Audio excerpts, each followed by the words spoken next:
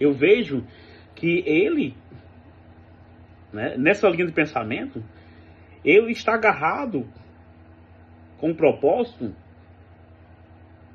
que ele não vai parar até ter suas respostas. Ele é eterno, ele é autossuficiente, ele é autoexistente, mas não é só isso, ele também é santo, ou seja, o seu caráter, ele é totalmente sem pecado, ele não tem pecado. Isso é a característica que Abacuque está passando do Deus que ele crê, do Deus que ele debateu aqui, atrás de respostas. Respostas essas que ele vai encontrar a partir do momento que ele se posiciona na torre de vigia. E você? Já se posicionou na sua torre de vigia? Já buscou aprender um pouco mais de Deus e saber quem é o Deus que você serve?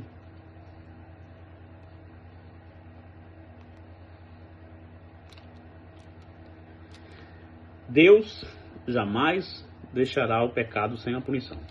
Nós estamos vendo aqui, né, embora os questionamentos são, de fato,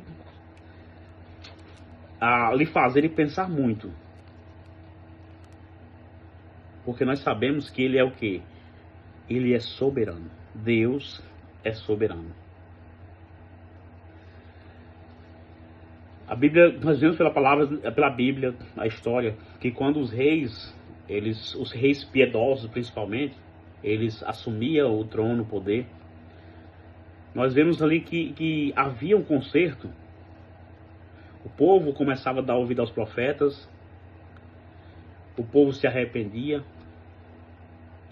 Mas a gente vai ver, nós estamos falando isso aqui de liderança política, que quando os ímpios eles governavam, o povo era oprimido. Havia opressão. Todas as vezes que um rei ímpio governava, o povo pagava o preço. E não só isso. Não só pagava o preço, como ainda se desviavam da presença de Deus.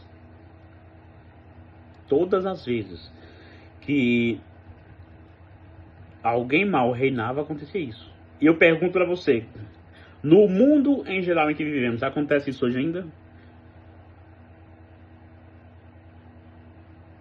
Nós estamos vendo um tempo que Babilônia está em ascensão, está no auge, né? Aí de repente, porque teve uma queda ali repentina, a queda da Assíria, a queda do Egito, né? Jerusalém foi encurralada. Aquele momento ali que Abacuque aparece é o momento mais difícil para você caso você não escute a voz de Deus, porque você está no meio de uma trincheira de guerra ali e você vai fazer o quê?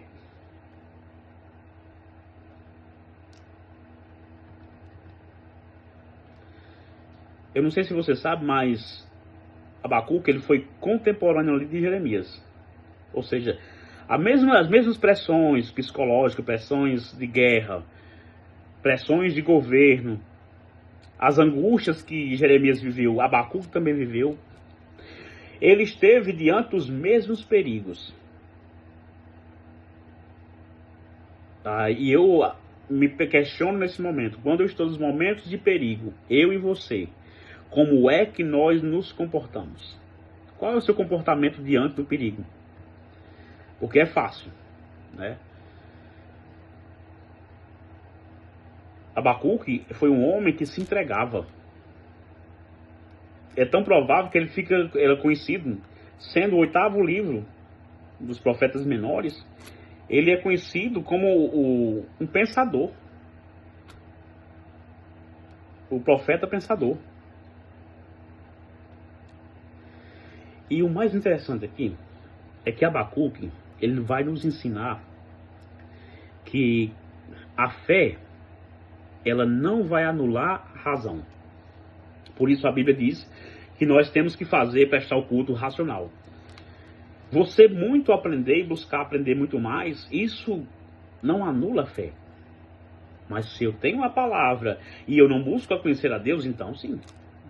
Eu preciso ter que ter, como nós falamos ontem, eu preciso buscar o conhecimento, mas também preciso de amor.